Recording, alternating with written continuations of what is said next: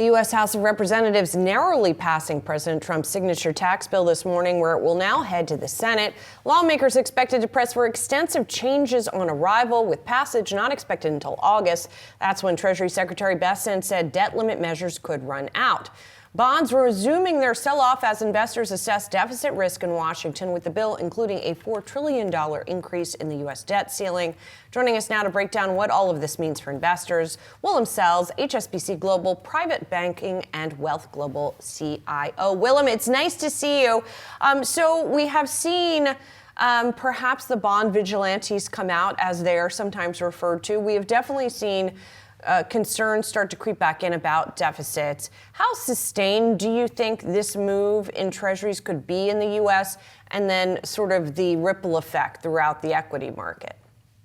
Yeah, it's interesting how markets sometimes, need a new narrative. And I wonder actually what is so new about this. We know that Moody's had been looking at the rating for quite a while. It's also the third rating agency to act. So usually people are more surprised by the first and the second.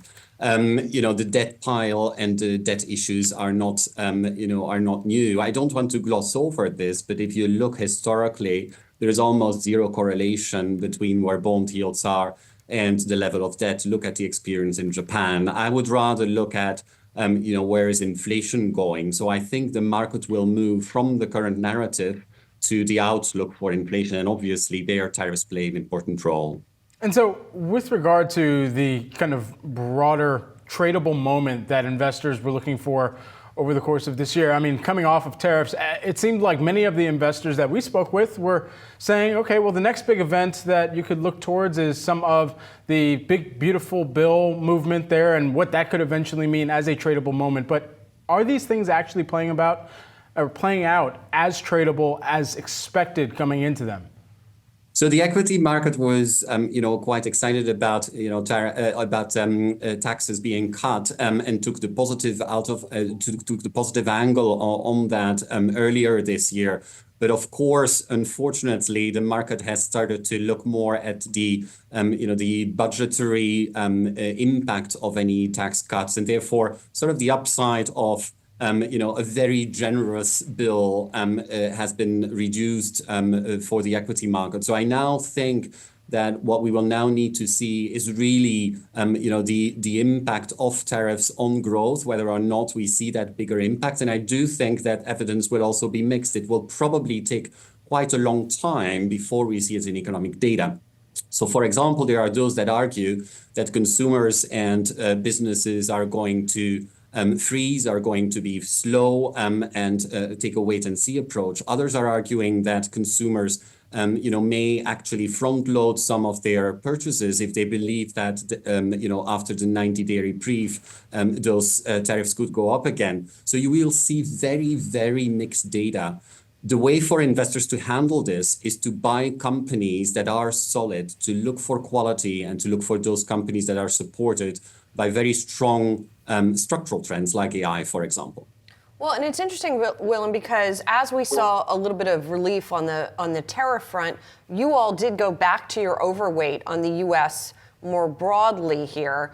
So it looks like you're taking the sort of glass half full side of the equation you were just describing, but it sounds like it's a qualified glass half full. In other words, if you are talking about buying specific companies and still being choosy in the market. So you wouldn't just sort of go wholesale into things right now, given some of the risks you were describing.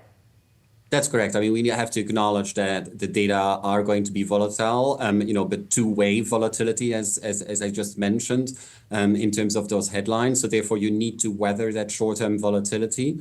There's also every single company is very, very different in terms of how they are going to be affected by tariffs and by slow but still positive growth. So we are certainly not in the recession or the stagflation camp. But as every company is different, the equity analyst on your show are going to be very valuable because they are going to look at, who is more exposed in terms of their supply chains, who has the better product that can continue to see that very strong demand. Obviously, also beyond just picking the quality stocks, it's also finding multi-asset diversification. Gold is obviously still continuing to benefit from all of this. But even bonds, right? Because you have can at least provide you a stable, solid income stream, and that one, already dampens your volatility, and you have a very strong real yield. So the minute the market pays a little bit less attention to the deficit, or you have some stability in terms of inflation, but that real yield potentially can come down. What are you seeing in terms of rotation from some of your wealthiest clients here, especially within the wealth management side of the business, as you're thinking about them typically having the ability to front run anytime we've seen a shift in the mindset among investors from risk off to trying to get back risk on, where the wealthier clients, they have an ability to perhaps, put some pieces into play a little bit earlier on within that?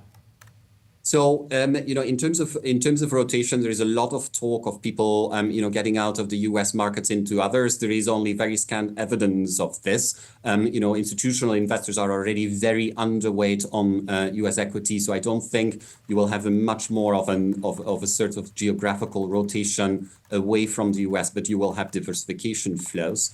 In terms of opportunistic trades by our clients, clearly they are doing that stock picking that I just described, sometimes with downside protection, so volatility strategies. There's a lot of interest in gold still, in short-dated bonds as well, and then in alternative assets. So to take that longer-term exposure, because a lot of private investors obviously can take advantage of the somewhat lower valuations that you have and take that longer-term call on really strong businesses. All right, I guess I'll keep an eye on some of their Christie's and Sotheby's bids for some of those alternative assets as well. Willem, thanks so much for taking the time. Thanks for having me.